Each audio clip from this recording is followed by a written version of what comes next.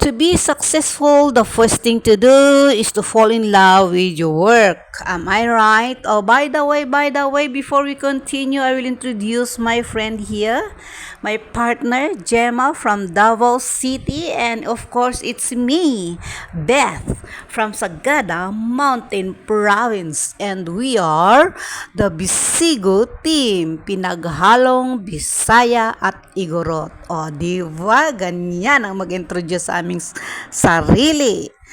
At ayan nga, kami po ay lumabas dahil busog kami dahil naglutong kasama ko ng masarap na ulam at dahil bundat kami. Sabi ko, labas muna tayo, labas natin tong matanda para naman maaliw ang aming mata sa labas.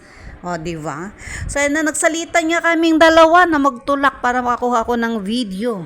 Ayan, dahil sa pag-video, nagsalitan kami at sabi ko, punta muna tayo dun sa park at doon tayo magtambay saglit. O, diba? Dahil nga masunurin tong kasama ko, tinutulak nga niya tong alaga namin papunta ng park. So, hi, hello ulit sa inyo.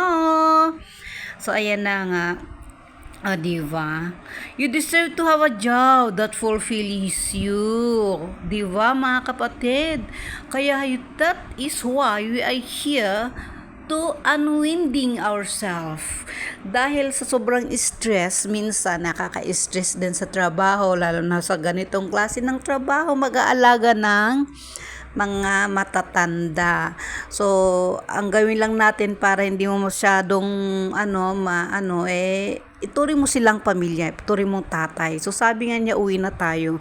But before that, ayan, nagduwa ko, kunwari naman kami, nagmamagaling. Sabi ko, Gemma, kunan mo nga ako'y mag-exercise muna, sabi ko. So, ayan na nga, masunurin niya talagang aking kasama dito. O, ayan, nagkukunwari tayo, nagmamagaling. O, diba? Ganyan ako magmagaling. No. O, ganyan. O, diba? Sa bigat ng katawan. Nagkunwari pang magganyan. Akala mo kayang-kaya at natutuwa na lang sa kanyang sarili. At ayan na nga, sumama tong isa. Sabi niya, subukan din niya. Ayun, di rin niya nakaya. Pinagtawanan lang namin ang aming mga sarili, guys. No. Ganyan lang po kami. At kami po ay ginagawa lang namin ang trabaho talaga namin. Yun po talaga ang ginagawa namin dito. Kailangan namin siyang ilabas. Para lang marinig namin yung sasabihin ng amo na, keep up the excellent work. We appreciate your job. Charot! Hay!